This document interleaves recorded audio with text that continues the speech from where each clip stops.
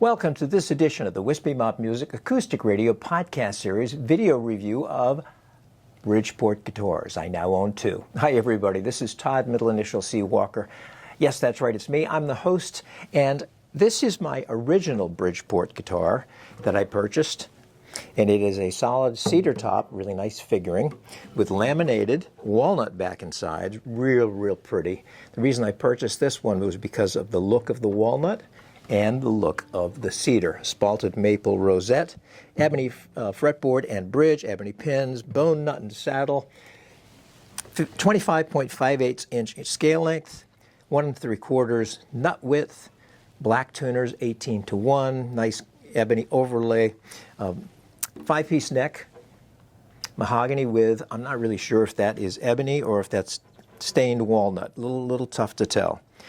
They do come standard with an SGI 3 transducer under the bridge plate pickup system, which is almost identical to the K&Ks, which is what I use and install.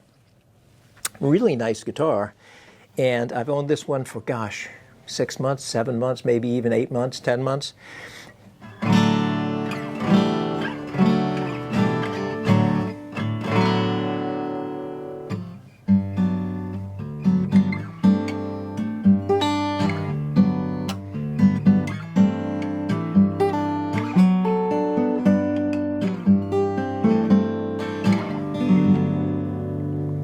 Really nice.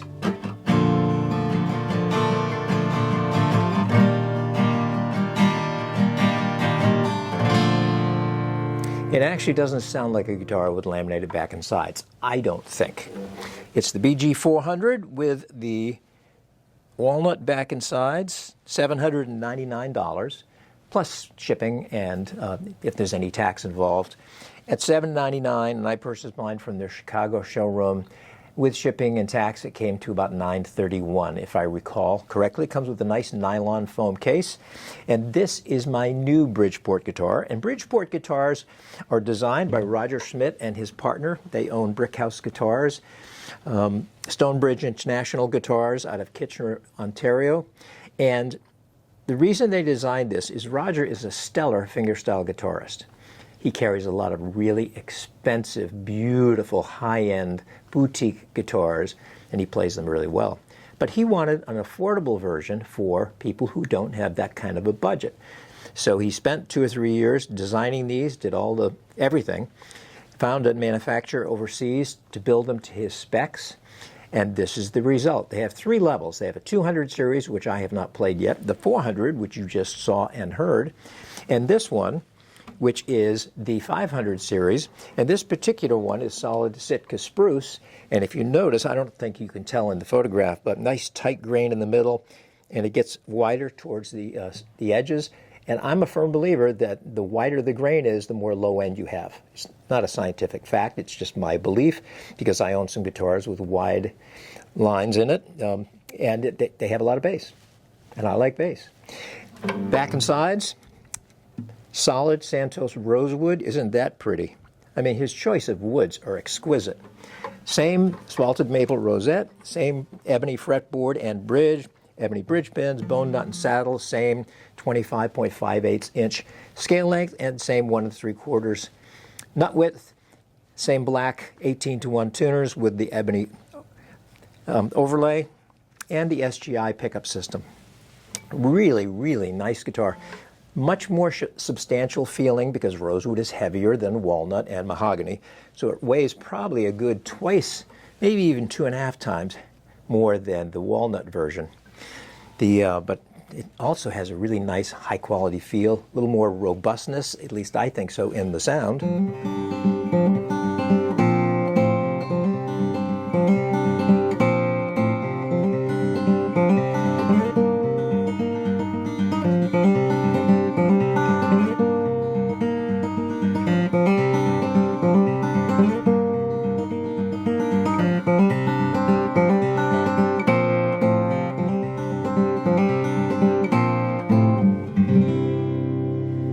Now I have this tuned down a full step, both these guitars right now, D to D instead of concert pitch, which is E to E.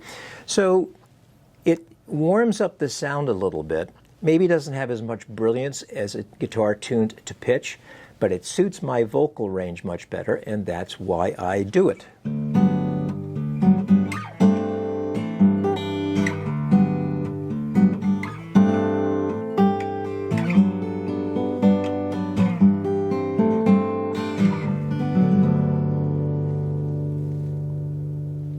Decent sustain.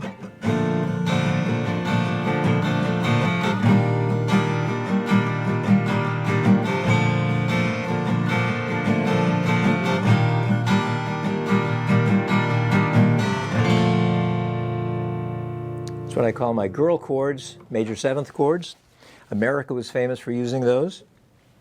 Now here's a 1mm or slightly thicker V pick. It should even round out the sound a little bit more.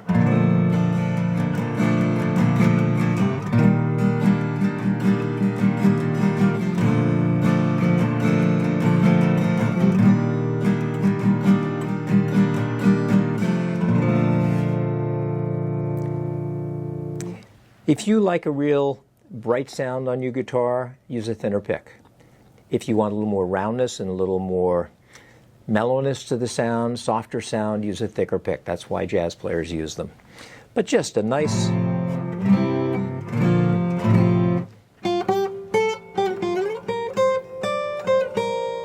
don't know if you can hear that, but Rosewood has a nice natural reverb to it. It's something I really, really like.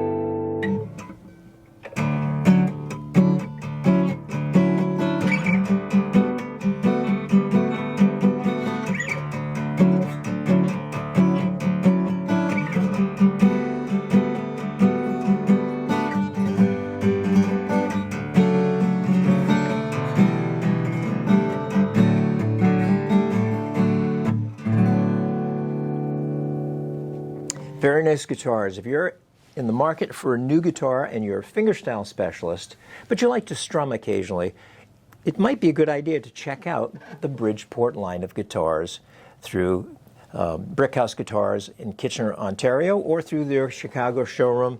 Very, very high quality guitars at a budget price. And when I say budget price, they're not under $500. Those are what I call the cheap guitars, although there's some really good ones out there. But again, for the solid wood guitars, just under $1,500. And for the laminated back and sides 400 series, $799. Great guitars. If you're enjoying my gear reviews and my videos, please like and subscribe. That would be terrific. And I thank you so, so much for watching. I have fun doing these. I hope you're enjoying watching them. And again, if you're in the market for a guitar, check these out. If you're not having fun playing the guitar that you own now, or guitars you own now, because that's the whole idea, is to have fun, maybe you're playing the wrong guitar, or you're just out of practice. So practice every day, 10, 15, 20 minutes if you can, and you'll get better. Your fingers will, the calluses will get harder, and you'll be able to play longer, and you'll enjoy. But if the guitar's not working for you, just find another one. Go to your local shop if you can, see what they have. If they don't have anything, check out the Brickhouse Guitars. All right, thanks so much for watching. We'll see you next time.